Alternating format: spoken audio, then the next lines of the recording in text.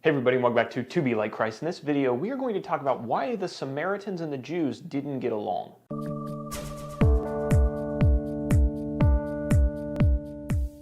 If you're a student of the Bible, you've probably heard about some people called Samaritans and some people called Jews, and that they didn't like each other very much. But I've never actually heard it explained in any detail why, other than a few passing comments about racial tensions. When the Israelites escaped from Egypt and they went up into the Promised Land, the nation eventually divided into the north, called Israel, the south, called Judah. Well, the north, they weren't very good, and God decided that he was going to send the Assyrian army to come and take them away captive because they were wicked. Now, Assyria didn't take away all the people that were in Israel. There were still some people left, but to replace the ones that had been removed, the Assyrian king decided that he was going to send some foreigners back to live in the land that was once owned by the Israelites. And when he did that, the foreigners and the people of Israel intermixed, and they became a kind of partial Israelite, partial foreign nation. That's the scholarly rundown for you. And so we have Judah, the Israelites who hadn't mixed up with the nations, and then we had Israel up north that had intermixed with other nations, and they became known as the Samaritans, and there was tension between these two groups for hundreds of years. But why? One of the reasons was because the Jews down south saw this area of the world as their promised land, and they didn't want a bunch of foreigners from the north coming in and claiming it as their own. Another reason the Jews hated the Samaritans was because the Samaritans did not worship the one true God of Moses and the Jewish fathers. When all of these foreigners came into the northern part of Israel, they brought their foreign gods with them, and they kind of created a mishmash of religions between the religion from the Jews that they got down south and then all of the other religions that they had brought from their home countries. And even though the Jews tried to make efforts to steer them in the right direction, the Samaritans never really got fully on board. Here's reason number 3. The northern kingdom, they had been taken captive by Assyria, and down here in the south, they had kind of been at peace for a while, but they weren't very faithful to God either. So God sent the Babylonians, came in and destroyed everything down here in the south and then took their people away captive. And they had to stay there for 70 years, but then they got to come home. Well, when they came home, they needed to rebuild things. They needed to rebuild the temple. They needed to rebuild the walls of the city.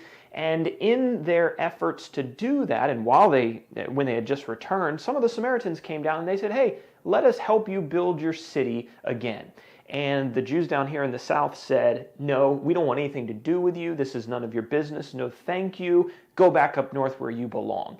And what ended up happening was that the Samaritans were no longer friendly to the people in the south and wanted to help them. In fact, they became opposed to the rebuilding effort and even wrote to the king to try to stop the southern people from rebuilding their temple and their walls. You can read about that in Ezra chapter 4 and Nehemiah chapter 4. And here is reason number 4. We are told that the high priest who worked in the temple down south in Jerusalem, his grandson married a Samaritan. Bad idea. We're told in Leviticus chapter 21 that the priests weren't supposed to do that, and Nehemiah is very angry at this young man because he's married into the Samaritan family, and he kicks him out of Jerusalem.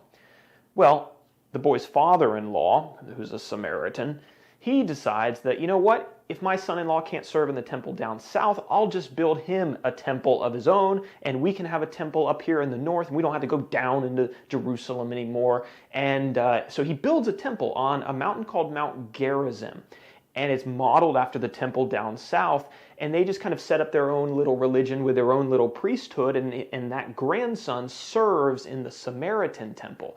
And this kind of solidifies the divide between the north and the south.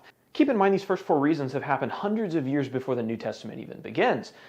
Let's move a little bit closer to the time of Jesus when the Greeks ruled the world. There was an empire called the Seleucid Empire, and they were enemies of the Jews in the south. And guess who the Samaritans allied themselves with?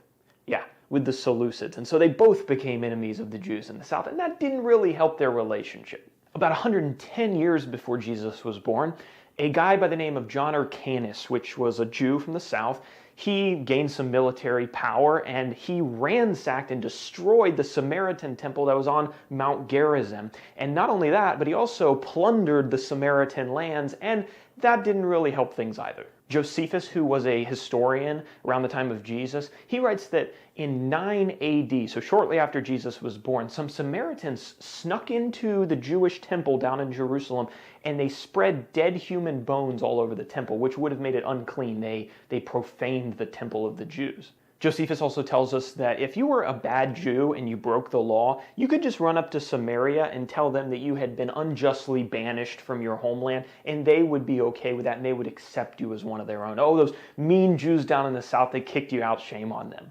There's an old Jewish document called the Babylonian Talmud, and in there's a discussion about how the Samaritans used to be okay, but then they got into some trouble. They decided that they weren't going to believe in the resurrection from the dead anymore, they weren't going to follow the law of Moses, and they were going to try to convince people that they should worship at their temple in Mount Gerizim instead of the real temple in Jerusalem. So we see for hundreds of years, back and forth, this tension had gone on. The Samaritans would get one up on the Jews would get one up on the Samaritans. And this is the historical context of a chapter like John chapter 4, where Jesus meets a Samaritan woman, and his apostles, who are Jews, just cannot even fathom why he would be talking to this woman. Because the Jews and the Samaritans, they do not get along. And so what is Jesus doing? And so next time you study that chapter, maybe this has helped you to understand better the place where the apostles are coming from and what Jesus is doing in opening the door to a woman like this. If you want a full study on John chapter 4 or any of the chapters of the New Testament, we're working through the New Testament right now on this channel.